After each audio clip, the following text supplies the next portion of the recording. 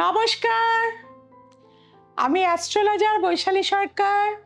দেবগুরু বৃহস্পতি, যার নামটা শুনলে আমরা ভাবি আমাদের জীবনে হয়তো মঙ্গল হওয়া শুরু হয়ে গেছে।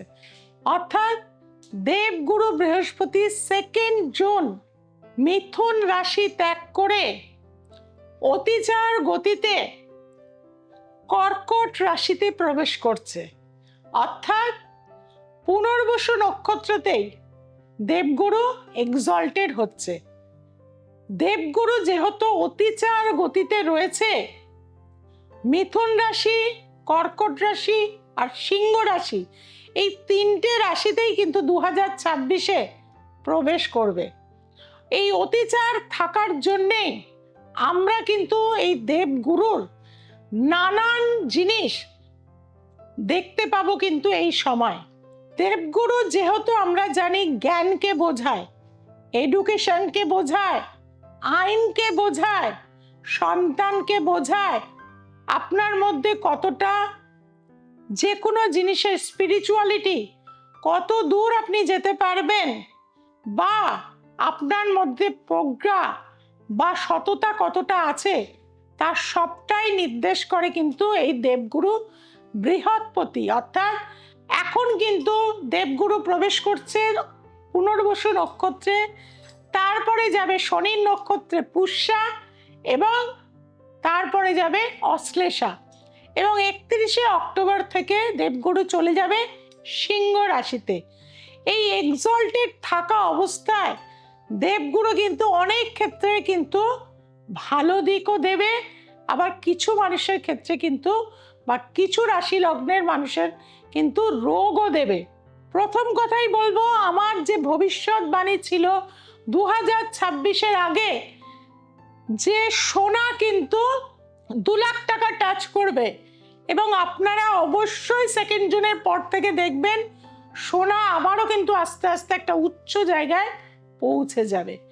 রূপোর ক্ষেত্রেও তাই, রূপোরও মাঝখানে কিন্তু ডাউন হয়ে গেছিল, কিন্তু আমি প্রত্যেককে বলেছিলাম এখন কিন্তু রেখে দিন, বেচবেন না।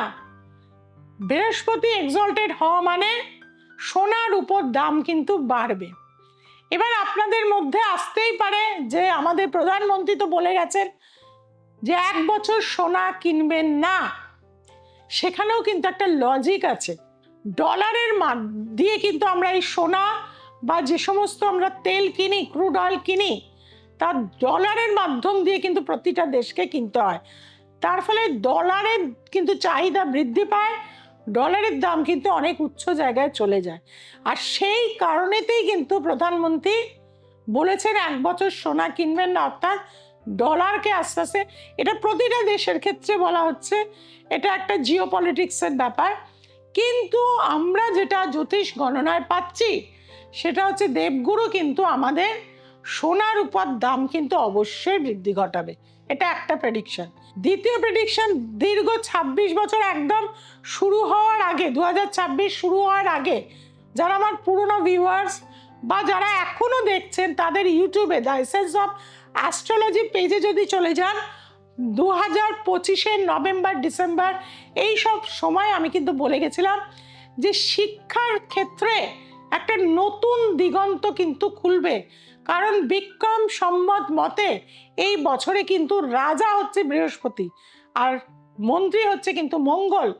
আর ভারতবর্ষের যেহেতু মঙ্গলের দশা স্টার্ট হয়ে গেছে, এই সময়টা কিন্তু আমাদের ভূমি কিন্তু এক্সপেনশন করবেই। আর তার জন্যে আমরা ভূমি যখনই নিতে যাব, কারো জবরদখল আছে, কেউ জবরদখল করে ফ্ল্যাট করে ফেলেছে, কেউ মন্দির করে ফেলেছে, কেউ বসতবাড়ি করে ফেলেছে, যে যেটাই করেছে তার সেটা কিন্তু পুনরুদ্ধার কিন্তু হবেই। কারণ আমাদের যে ভৌগোলিক পরিবেশ সেটা, এবং পিওকে অবশ্যই কিন্তু 2027-এর মধ্যে ভারতবর্ষের মধ্যে কিন্তু আসতে হবে। দেবগুরু বৃহস্পতি এই স্থানে যাওয়ার ফলে অনেক মানুষের মধ্যে চেতনা আসবে, এবং মানুষের কর্মের একটা উত্থান, সেটা শিক্ষা ক্ষেত্রেই হোক, লয়ের দিকেই হোক, লয়েরও কিন্তু কিছু চেঞ্জ কিন্তু আমরা দেখতে পাবো এই সময়। এবং বিনিয়োগের ক্ষেত্রেও কিছু রুলস কিন্তু এই সময় আসবে, কারণ বৃহস্পতি তার পূর্ণ ফল কিন্তু এই সময় দেওয়ার চেষ্টা কিন্তু সে করবে। এডুকেশনে আপনারা অলরেডি দেখতে পাচ্ছেন, শুধু পশ্চিমবাংলা না, অন্যান্য স্টেটেও কিন্তু ভারতবর্ষে কি হচ্ছে না, সরকারি বিদ্যালয়ের সাথে ইংলিশ মিডিয়াম স্কুলগুলোরও কিন্তু একটা দুটো সমন্বয় রাখার কিন্তু চেষ্টা হচ্ছে, এবং পঠন পাঠনও দুটো স্কুলেরই একই প্রায় স্ট্যান্ডার্ড কিন্তু করা হচ্ছে। এবং নতুনভাবে শিক্ষাক্ষেত্রে অলরেডি আমরা দেখলাম নেক্সট বছর থেকে নিটের পরীক্ষা আপনাকে অনলাইনে একদম সরাসরি বসে কিন্তু কম্পিউটারে করতে হবে। কাজে এই চেঞ্জগুলো কিন্তু আরো আমরা দেখতে পাবো এই সময়। এই যে বৃহস্পতি কর্কট রাশি, জল রাশি, জ্ঞানের কারক গ্রহ, শস্যের কারক গ্রহ, এই বছর দেখবেন আমের ফলন প্রচুর হয়েছে, ধানের ফলন প্রচুর হবে, এবং কোথাও হয়তো যেহেতু জল রাশিতে কোথাও হয়তো অধিক বৃষ্টিপাত হবে, আবার কোথাও হয়তো অধিক কম বৃষ্টিপাত হবে, এটাও কিন্তু আমরা দেখতে পাবো। বৃহস্পতি অর্থের কারক গ্রহ, শেয়ার মার্কেটের সাথে যারা যুক্ত রয়েছেন 2 জুনের পর থেকে দেখবেন কিছুটা হলেও মার্কেট কিন্তু বেনিফিট জায়গায় যাবে। এখন যেমন একটা দুদুল্যমান রয়েছে, এই 3-4 মাস কিন্তু একটা আস্তে আস্তে আবারও কিন্তু ইমপ্রুভমেন্ট আমরা দেখতে কিন্তু পাবো। অনেক মানুষের মধ্যে ধর্ম, আধ্যাত্মিকতা, স্পিরিচুয়ালিটি এইগুলোর প্রতি, অ্যাস্ট্রোলজি এইগুলোর প্রতি কিন্তু আকর্ষণ আস্তে আস্তে হবে, কারণ মানুষ কিন্তু দেখতে পাচ্ছে যে আমরা যে প্রেডিকশন করি, আমরা যে বলি, সেগুলো কিন্তু প্রত্যেকটাই মিলছে। তার জীবনের ক্ষেত্রে, দেশ দশের ক্ষেত্রেও কিন্তু আমরা সেটা পাচ্ছি। এবং কর্মসংস্থান, যেহেতু বৃহস্পতি কিন্তু ভালো সেক্টরকে নির্দেশ করে, অ্যাকাউন্টসকে নির্দেশ করে, অ্যাকাউন্টসের ক্ষেত্রেও কিন্তু অনেক রকম, আয়কর ক্ষেত্র অনেক কিছুর কিন্তু একটা পরিবর্তন হওয়ার যোগ কিন্তু এই বৃহস্পতি আমাদের দিয়ে থাকবে। আর 12টা রাশির ক্ষেত্রে বৃহস্পতি কি ফল দেবে? মেষের চতুর্থ ভাবে যেহেতু বৃহস্পতি চলে এসছে, বড় বাড়ি বা বাড়িতে মন্দির বা কোনো ধর্মস্থানে যুক্ত হয়ে কর্মকে কিন্তু নির্দেশ করছে মেষ রাশির ক্ষেত্রে। অর্থাৎ এমনও হতে পারে বাড়ি আপনার ছোট ছিল, সেই বাড়িটা আপনি একটু বড় করলেন, আরো 2টো ঘর করলেন, ওপরে বাড়ালেন, ঠাকুর ঘর করলেন, এই জিনিসটা কিন্তু দেবে আপনাদের মেষ রাশির ক্ষেত্রে। বৃষ রাশির কিন্তু তৃতীয় আসছে বৃহস্পতি, অর্থাৎ আগে যে যোগাযোগগুলো হতো কিন্তু কেটে যাচ্ছিল, সেই যোগাযোগগুলো কিন্তু বৃহস্পতি দেবে। আর তৃতীয় ভাব হচ্ছে আমার জানা, শেখার ইচ্ছা, আগ্রহ। তৃতীয় ভাবে বৃহস্পতি থাকার জন্য আপনার কিন্তু নানা বিষয়ে জানার কিন্তু ইচ্ছা, আগ্রহ, বা কোনো শিক্ষা ক্ষেত্রে পঠন পাঠন করার মানসিকতা আপনার মধ্যে বিশেষভাবে তৈরি হয়ে যাবে। মিথুন রাশির দ্বিতীয় বৃহস্পতি কিন্তু পরিবারের অর্থ সম্পত্তি বৃদ্ধি ঘটায়, পরিবারে নতুন অতিথি আনে, অর্থাৎ সম্পদ, সন্তান আসা মানে সম্পদ আসা, তাদের কিন্তু বৃদ্ধি ঘটায়। দ্বিতীয় বৃহস্পতি কিন্তু আপনাকে অলংকার, সোনা, জেমস্টোন এইগুলোর দিক থেকে কিন্তু অনেক বেশি সম্পদশালী করে। শেয়ার মার্কেটে ইনভেস্টমেন্ট করে আপনি অনেক বেশি কিন্তু বন্ড বা মিউচুয়াল ফান্ড এইগুলো কিন্তু করতে পারবেন, এবং তার থেকে আপনি প্রফিটও আনতে পারবেন। কর্কট রাশির ক্ষেত্রে একদম লগ্নেই বৃহস্পতি, যাদের এতদিন পর্যন্ত বিয়ে হচ্ছে না তাদের কিন্তু বিবাহের যোগ প্রবলভাবে দেবে, আর নতুন কোনো ব্যবসা শুরু করার যোগ চলে আসবে। আপনার হয়তো চরিত্রের মধ্যে কিছু নেগেটিভ সত্তা ঢুকে গেছিল, এই বৃহস্পতি আপনাকে এসে সচেতন করবে, আপনার ক্যারেক্টারের মধ্যে অনেক সংযম আসবে, স্থিরতা আসবে, চেঞ্জ আসবে। সিংহ রাশির যেহেতু দ্বাদশে বৃহস্পতি থাকবে, পঞ্চম এবং অষ্টমপতি দ্বাদশে যাওয়ার জন্যে এরা কিন্তু ধর্মস্থানে প্রচুর পরিমাণে ভ্রমণ করবে, বৃন্দাবন চলে যাবে, তিরুপতি চলে যাবে, বিভিন্ন আধ্যাত্মিক জগতের জায়গায় এরা ঈশ্বর চেতনায় ঘুরে ঘুরে বেড়াবে, পুরীতে চলে যাবে এবং পড়াশুনো করবে, আধ্যাত্মিক জগৎ নিয়ে পড়াশুনো করবে, বা কোনো বড় ল্যাঙ্গুয়েজ নিয়ে পড়াশুনো করবে, বা কোনো প্লেসের ওপর এরা কোনো রিসার্চ করবে, এটা কিন্তু নির্দেশ করছে। কন্যা রাশির কিন্তু একাদশে যাচ্ছে বৃহস্পতি, খুবই ভালো, সন্তান আসবে আপনার ঘরেতে, যে কোনো জায়গা থেকে আপনি আর গেইন হবে, হয়তো জমি বিক্রি করে প্রচুর অর্থ চলে এলো, বা কোথাও ইনভেস্টমেন্ট করেছিলেন তার আপনি ডিভিডেন্ড পেলেন প্রচুর মাত্রায়, ডিএ পেয়ে গেলেন হয়তো। এইগুলো কিন্তু দেবে হচ্ছে দেবগুরু বৃহস্পতি। অর্থাৎ একাদশে বৃহস্পতির ছাপ্পার ফাড়ে দেয়। আমরা অনেকেই বলি না, তোর কি এখন একাদশে বৃহস্পতি, সবই তোর ভালো হয়ে যাচ্ছে। এটা কিন্তু দেবে কন্যা রাশির জন্য। আর তুলা রাশির কিন্তু দশম ভাবে কিন্তু বৃহস্পতি আসছে, কর্মের একটা উত্থান দেবে। দ্বিতীয়ভাবে দৃষ্টি দিচ্ছে, অর্থ প্রচুর আসবে। চতুর্থভাবে দৃষ্টি দিচ্ছে, নতুন বাড়িঘর কেনার সুযোগ আসবে। অবশ্যই সেটা কেনা বেচা করতে পারেন, করলে আপনার যথেষ্ট মুনাফা লাভ হবে। বৃশ্চিক রাশির কিন্তু এতদিন পর্যন্ত দ্বিতীয়পতি পঞ্চমপতি অষ্টমে চলে গেছিল, এখন কিন্তু নবমে এলো 2 জুনের পর। আপনার লগ্নকে দেখবে, মানসিক অস্থিরতা ঠিক করবে, আপনার মধ্যে কিছুটা কন্ট্রোল আনবে এবং কানেকশনগুলো আপনাকে কাজে লাগাবে।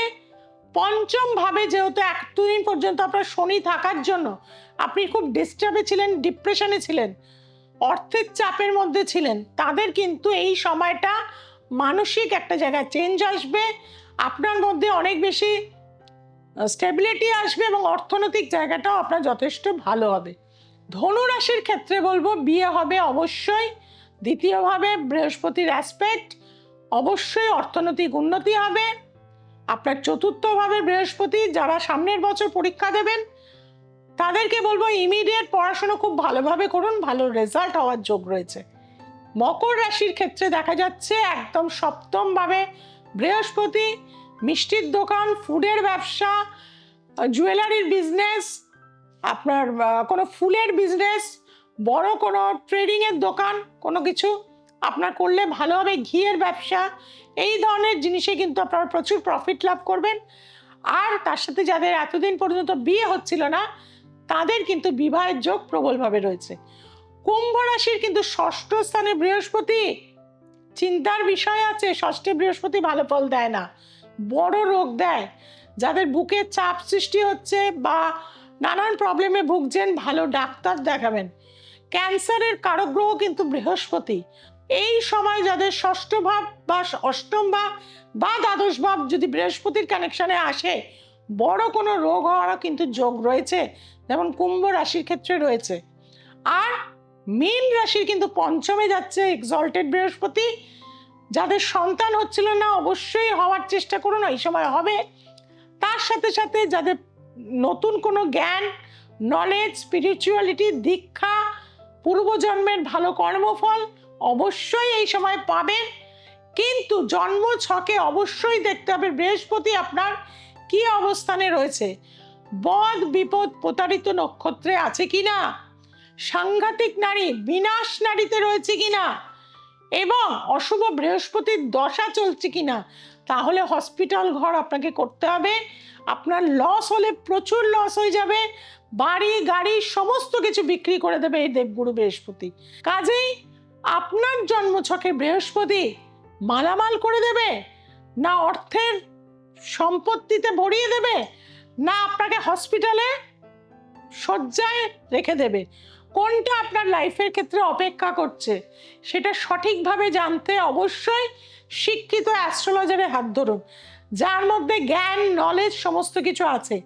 না হলে কিন্তু এখন বাজারে অগণিত বাবা মা চলে এসছে, তারা কিছুটা মালা পরে নিচ্ছে, পদ্মের মালা, জবা ফুলের মালা, রজনীগন্ধার মালা, বিভিন্ন রকম লাল চুল, কালো চুল, নীল চুল চলে এসছে, সানগ্লাস চলে এসছে, যেগুলো আমরা জন্ম থেকে কোনোদিন দেখিনি। এখন এই ধরনের জিনিসগুলোর গিমিকে কিন্তু আপনারা গা ভাসাবেন না, তাহলে কিন্তু আপনাদের কষ্টার্জিত পয়সা কিন্তু জলে চলে যাবে। নিজের বিবেক, কারণ বৃহস্পতি জ্ঞানের কারক গ্রহ, সেই জ্ঞানের লর্ড কিন্তু জ্ঞানের ঘরেই এসছে, শিক্ষার ঘরেই এসছে। কেন বৃহস্পতি এক্সল্টেড কর্কট রাশিতে? কারণ কর্কট রাশি জল সৃষ্টি করে, চর রাশি অলওয়েজ মুভেবল, নতুনকে কিছু দিগন্ত দেখায়, এবং মায়ের ঘর, শিক্ষার ঘর, শস্য ভাণ্ডারের ঘর, যার জন্য জ্ঞানপতি বৃহস্পতি, শিক্ষার গ্রহ বৃহস্পতি এই স্থানে এসে এক্সল্টেড হয়ে থাকে। কাজেই বন্ধুরা, বৃহস্পতি আপনাদের যেন প্রত্যেককে ভালো রাখে, সুস্থ রাখে, শান্তিতে রাখে, সেটাই কামনা করব। আর এই বৃহস্পতির অধিষ্ঠিত দেবী হচ্ছেন মা তারা। অবশ্যই মা তারার পুজো করুন প্রতিদিন। তারা ওই বিদ্মহে মহাগ্রহ ধীমহি তন্ন তারে প্রচোদয়াৎ, অবশ্যই রোজ পাঠ করুন। 25 তারিখে আমি 25শে জুন পৌঁছে যাচ্ছি মা কামাখ্যার কাছে, আর এক দেবীর কাছে। দশমহাবিদ্যার শ্রেষ্ঠ স্থান হচ্ছে কামরূপ কামাখ্যা। নীলাচল পর্বতের ওপর মার কিন্তু জনি পড়েছিল, এবং সেই জনি থেকে সৃষ্টির আবির্ভাব। এই পৃথিবীর সমস্ত জীবকুল সৃষ্টি হয়েছে। ধরিত্রী এই সময় রজস্বলা হয়। আর কামাক্ষে বরদে দেবী নীল পর্বত বাসিনী তং দেহি জগৎ মাতে জনি মুদ্রে নমস্তুতে। মা কামাক্ষার কাছে যে কামনা নিয়ে আপনি যাবেন, অবশ্যই সেটা মা পূরণ করবে। যারা আপনারা কাজ করাতে চাইছেন, কামাখ্যা যন্ত্র পেতে চাইছেন, 6290513152 তে অবশ্যই যোগাযোগ করুন। কলকাতার বিস্তীর্ণ অঞ্চলে আমার চেম্বার রয়েছে, অবশ্যই এই ফোন নাম্বারে আপনারা যোগাযোগ করে নেবেন। সোমবার, মঙ্গলবার, শুক্রবার আর রবিবার এই সময়টা কিন্তু রাত্রির ঠিক 9টায় দ্য এসেন্স অফ অ্যাস্ট্রোলজি দেখতে ভুলবেন না। যেটা আপনারা ভুলে যাচ্ছেন চ্যানেলটিকে সাবস্ক্রাইব করতে, এখনই চ্যানেলটিকে সাবস্ক্রাইব করুন, কারণ পরবর্তী এপিসোডটি খুবই ইন্টারেস্টিং, সেটা আপনাদের দেখতেই হবে। তার জন্য কি করতে হবে, মানুষের কাছে শেয়ার করে দিন। এবং যারা কামাখ্যা যোগে পুজো দিতে চাইছেন, মার নির্মাল্য, রক্তবস্ত্র, জল, কড়ি, নোয়া, মায়ের ছবি বাড়িতে রাখতে চাইছেন, তাদের নাম গোত্র দিয়ে অবশ্যই পুজো পাঠান 6290513152 তে। আর প্রতিদিন দ্য এসেন্স অফ অ্যাস্ট্রোলজি দুপুর 2টোয় লাইভে আমি কিন্তু ফেসবুক চ্যানেলটিতে লাইভ থাকি, সরাসরি আমার সাথে কথা বলতে পারবেন। আজ এই পর্যন্ত, সবাই ভালো থাকবেন, সবাইকে ভালো রাখবেন। জয় তারা, জয় মা তারা, জয় জয় তারা, হর হর মহাদেব।